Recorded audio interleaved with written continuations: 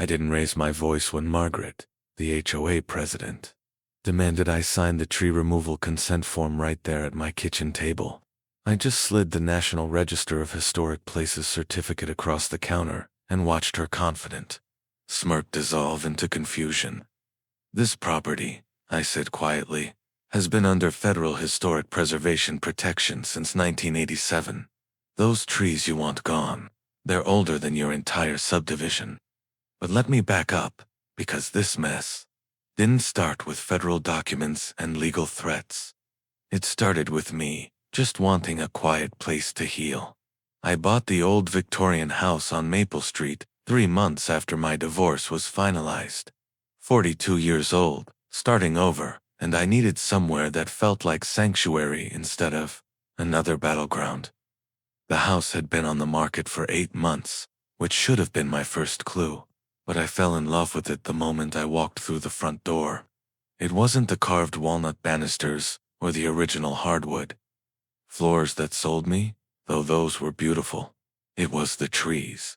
6 massive white oaks surrounded the house like ancient guardians, their canopies so thick that even in winter, the property felt sheltered and private.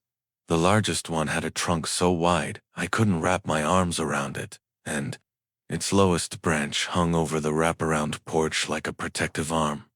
The realtor mentioned they were probably 150 years old, maybe older, planted when the house was built in 1874. I'd sit on that porch in the evenings with my coffee, listening to the wind move through those leaves, and for the first time in years, I felt like I could breathe properly. The neighborhood was quiet, established, the kind of place where people minded their own business and kept their lawns neat without making it a competition. I wasn't looking to get involved in community politics or homeowner drama. I just wanted to restore the old house slowly, learn to garden, and maybe figure out who I was supposed to be now that I wasn't half of a couple anymore. The trees made everything feel possible, like I had these silent witnesses to whatever came next. The first HOA notice appeared taped to my front door on a Tuesday morning in March, just as the oaks were starting to bud. Violation notice, overgrown, vegetation creating visual obstruction and potential safety hazard. Immediate action required. I read it twice, looking around my property in confusion. Visual obstruction of what? The trees had been there for decades before the subdivision was even planned. The notice was signed by Margaret Coleman, HOA president, in aggressive blue ink. I figured it was some kind of mistake, maybe meant for a different address. The trees weren't overgrown, they were just large and mature, exactly what you'd expect from century-old oaks. I called the number on the letterhead and got Margaret's voicemail. I left a polite message explaining that I thought there might be some confusion about which property was in violation. She called me back that evening, and there was no confusion at all. "Mr. Williams, those trees are blocking sightlines and dropping debris on the sidewalks. The branches hang too low over the street, and frankly, they make the whole block look unkempt. We need you to have them pruned back significantly, and I'd recommend removing at least 3 of them entirely." I stood on my porch, looking up at trees that had watched over this street since before cars were invented, and felt something cold settle in my stomach. "These trees were here long before the HOA existed," I said carefully. "They're healthy. They're not damaging anything, and they're probably protected by city ordinances anyway. Mr. Williams, when you purchased your home, you agreed to abide by our covenants, conditions, and restrictions. Landscaping maintenance is clearly outlined in Section 4.7. You have 30 days to bring your property into compliance, or will be forced to take further action." I spent that night reading through the HOA documents I'd signed at closing. Documents I'll admit I'd barely glanced at in my eagerness to just get moved in and start over. Sure enough, buried in the dense legal language, there were broad powers given to the Architectural Review Committee regarding landscape maintenance and aesthetic standards. But there was nothing specific about mature trees. Nothing that seemed to give them the authority to order the destruction of living things that predated their organization by several decades. I decided to try reason first. I researched everything I could about tree preservation, property rights, and HOA limitations. I learned about the city's tree ordinance, which protected trees over a certain diameter from removal without permits. I found studies about the environmental and economic value of mature urban canopy. I put together what I thought was a compelling case for why the trees should stay, complete with photos, arborist reports, and citations of relevant municipal codes. Margaret's response was a form letter. Your request for variance has been denied. You have 15 days remaining to comply with the original notice. That's when I realized this wasn't about sightlines or debris. This was about power. The trees made my property distinctive, made it stand out from the cookie-cutter landscaping that characterized the rest of the development. In Margaret's world, distinctive was dangerous. It suggested that rules could be questioned, that maybe not everything had to look exactly the same. I wasn't going to cut down trees that had survived Civil War, Spanish flu, the Great Depression, and 2 world wars just because a suburban power enthusiasts found them inconvenient. But I also wasn't stupid enough to think I could fight this with emotion or principle alone. If Margaret wanted to play hardball with property law, I needed to understand the game better than she did. I started at the county courthouse, pulling every document related to my property going back to the original land grant. I learned that my house had been built by a German immigrant named Klaus Richter, who'd made his fortune in the lumber business and spared no expense on what was meant to be his family's legacy home. The craftsmanship was extraordinary, hand-carved details, imported materials, innovative design features that were ahead of their time. But the real discovery came when I was researching the trees themselves. I'd hired an arborist to do a proper assessment, hoping to prove they were healthy and not a safety risk. Dr. Sarah Chin from the university's forestry department came out on a Saturday morning with a team of graduate students and an impressive collection of scientific equipment. They took core samples, measured circumference and height, and analyzed the soil composition around the root systems. These are remarkable specimens, Dr. Chen told me as her students packed up their gear. The largest oak is at least 170 years old, maybe closer to 200. And look at this. She showed me photographs of the bark patterns, the branch architecture, the way the root systems had developed. This isn't random growth. Someone planted these trees in a very deliberate pattern, probably someone who understood forestry and landscape design. This was planned as a cohesive ecosystem. Is that unusual? I asked. For the 1870s, very unusual. Most people just cleared land and built houses. Whoever designed this understood that the trees and the house were meant to work together as a complete environment. You've got something special here.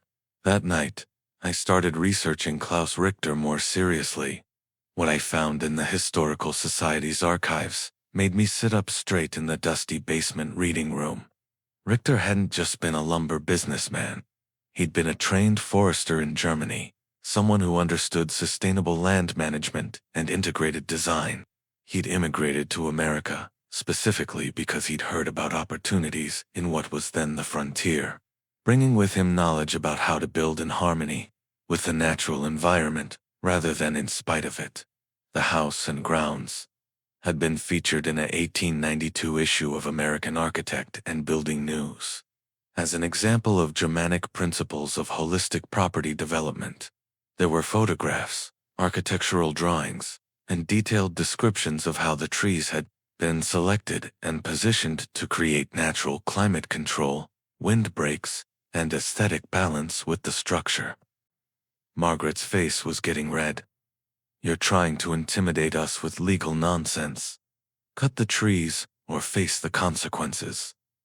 Margaret, Bob said quietly, maybe we should table this until we can consult with the HOA's lawyer. We don't need a lawyer to enforce our own covenants, Margaret shot back.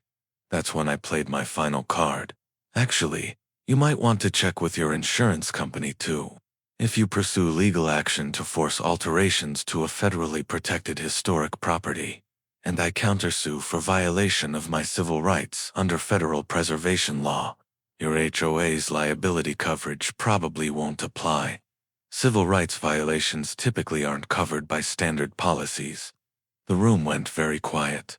Susan was staring at the documents I'd handed out. Bob was looking at Margaret with something that might have been panic. Margaret herself was still trying to project authority, but I could see doubt creeping in around the edges. "This is ridiculous," she said finally. "You bought a house in a managed community. You followed the rules like everyone else." "I bought a house," I corrected, "that happens to be a protected historic site. The rules that matter here are federal preservation law, not HOA covenants. And those federal rules say the trees stay exactly where they are." I stood up and gathered my documents. "I've provided you with all the legal documentation you need to understand the situation. If you want to continue pursuing this, you'll be doing it against the National Park Service, the State Historic Preservation Office, and federal civil rights law. I don't recommend it." Margaret followed me to the door, still sputtering about property values and neighborhood standards. "This isn't over, Mr. Williams. We have ways of dealing with difficult residents." "I'm sure you do," I said, "but you don't have ways of dealing with federal law." The next morning, I found Bob Peterson standing at the end of my driveway, looking up at the trees with what might have been respect. When he saw me getting my mail, he walked over. "I read that letter from the state office 3 times last night," he said, "and I looked up some stuff online. That National Register thing is real, isn't it? Very real. And the trees are really that old, at least 170 years. They were planted when this was still farmland, before there was even a proper town here." Bob shook his head slowly. "Margaret's not going to back down easy. She's already talking about finding some way around the historic designation." "There isn't a way around it," I said. "That's the point of federal light supersedes local agreements." "You might want to lawyer up anyway," Bob said. When Margaret but the detail that made my hands shake was buried in a footnote. The property had been nominated for the National Register of Historic Places. In 1987, as part of a comprehensive survey of 19th-century residential architecture, the nomination had been approved, which meant my house and grounds, including the trees, were federally protected as a historic site. I sat in that basement reading room until the Historical Society closed, copying every document I could find. The HOA had no idea what they were dealing with. This wasn't just about local tree ordinances or property rights. This was about federal historic preservation law, which trumped any homeowner association covenant ever written. I spent the next week learning everything I could about the National Historic Preservation Act. I contacted the State Historic Preservation Office and confirmed that yes, my property was listed on the National Register, and yes, that listing included the landscape features as contributing elements to the historic character of the site. Any alteration to the trees would require review by the State Preservation Office and potentially the National Park Service. The woman I spoke with at the state office, Linda Martinez, was fascinated by the case. "This is actually a perfect example of why we include landscapes in historic designations," she explained. "The trees aren't just decoration, they're integral to the design concept that makes this property historically significant. Removing them would be like tearing down load-bearing walls inside the house. So the HOA can't legally force me to cut them down. Not without violating federal law, no. And if they tried to impose fines or liens for non-compliance with an order that contradicts historic preservation requirements, they'd be opening themselves up to some serious legal consequences." Linda offered to write an official letter explaining the property's protected status and the legal implications of attempting to alter the historic landscape. I accepted gratefully and asked her to copy Margaret Coleman on the correspondence. Meanwhile, The HOA was escalating their campaign. I received a certified letter informing me that I was now in violation and subject to daily fines of $50 until the vegetation issue was resolved. They'd also scheduled a hearing before the Architectural Review Board, where I could present my case for why I thought I should be exempt from community standards. I almost laughed when I read that. Present my case for exemption from community standards. They still thought this was about me being difficult, about wanting special treatment, or thinking I was too good for the rules. They had no idea that their community standards were legally meaningless when applied to my property. The hearing was scheduled for a Thursday evening in Margaret's dining room, which should have been my second clue about how seriously they took due process. The Architectural Review Board consisted of Margaret, her neighbor Bob Peterson, and a woman named Susan Walsh, who I'd never met, but who apparently had strong opinions about property values and neighborhood consistency. I arrived with a folder full of documents, including Linda Martinez's letter, the original National Register nomination, the Historical Society's architectural survey, and Dr. Chen's arborist report. Margaret had set up the room like a tribunal, with the 3 board members sitting behind her dining table and a single chair facing them for me. Mr. Williams, Margaret began before I'd even sat down, we appreciate you taking the time to meet with us, but I want to be clear that this is a formality. The trees need to go, or we'll be forced to pursue legal action for covenant violation. Actually, I said, settling into the chair and opening my folder, I don't think you understand the situation. This property is protected under federal historic preservation law. Any alteration to the landscape would violate the National Historic Preservation Act. I handed each of them a copy of Linda Martinez's letter. Margaret glanced at it and set it aside. Mr. Williams, I don't care what some bureaucrat in the state capitol thinks about your trees. We have covenants that everyone in this neighborhood agreed to follow, and that includes you. Bob Peterson was actually reading the letter. His brow furrowed. Margaret, this looks pretty official. It says here that the property is on something called the National Register of Historic Places. It's a meaningless designation, Margaret snapped. Just because some government office has paperwork doesn't override private property contracts. That's when I realized Margaret had never actually looked into what she was demanding. She'd seen trees she didn't like and assumed her HOA authority was absolute. The idea that there might be higher legal authorities, older claims, or federal protections simply hadn't occurred to her. The National Register of Historic Places is managed by the National Park Service, I explained patiently. Properties are listed because they meet strict criteria for architectural, historical, or cultural significance. This house was designed by Klaus Richter in 1874 as an integrated landscape and architectural system. The trees aren't just landscaping, they're contributing features to a nationally recognized historic site. Susan Walsh looked uncomfortable. What exactly does that mean for us? It means, I said, pulling out another document, that any attempt to force alterations to the historic character of this property could result in federal civil rights violations. Since I have a legitimate right to maintain the property according to preservation standards rather than HOA standards. Gets an idea in her head. She can make life pretty miserable for people, legal or not. He was right, of course. Over the next month, Margaret tried everything she could think of.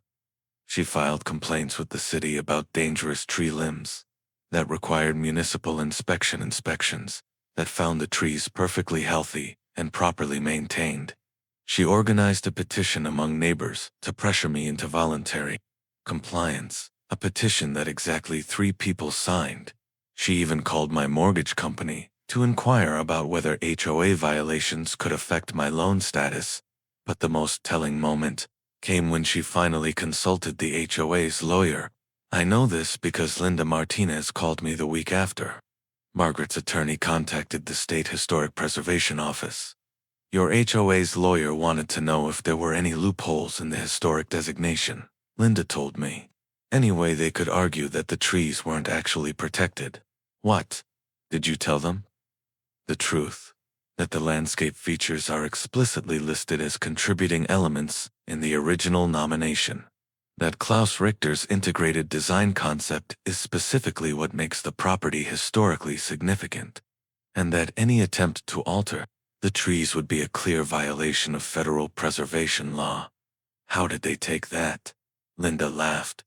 Let's just say the lawyer seemed very interested in explaining HOA liability to his clients. The formal letter arrived 2 weeks later. The HOA was withdrawing its previous notices regarding vegetation management on my property, pending further review of applicable regulations. It was signed by Bob Peterson, who had apparently replaced Margaret as president in an emergency board election I hadn't even heard about. Margaret herself stopped speaking to me entirely, which was honestly a relief. She'd drive past my house with her lips pressed into a thin line, occasionally shaking her head at the sight of my thriving oaks. But she never said another word about cutting them down. The trees are still there, of course. If anything, they seem more magnificent now that I understand their full history. I've had a small bronze plaque made and mounted on the largest oak, explaining that this property is listed on the National Register of Historic Places as an example of integrated landscape design. Visitors to the neighborhood sometimes stop to read it and look up at the canopy with new appreciation. I still sit on my porch in the evenings, still listen to the wind in those ancient branches. But now I also know that Klaus Richter sits there, with me in a way, that his vision of how humans and nature could coexist has been legally protected for future generations to experience and learn from. The trees aren't just beautiful anymore there. A victory for the idea that some things are more important than suburban conformity.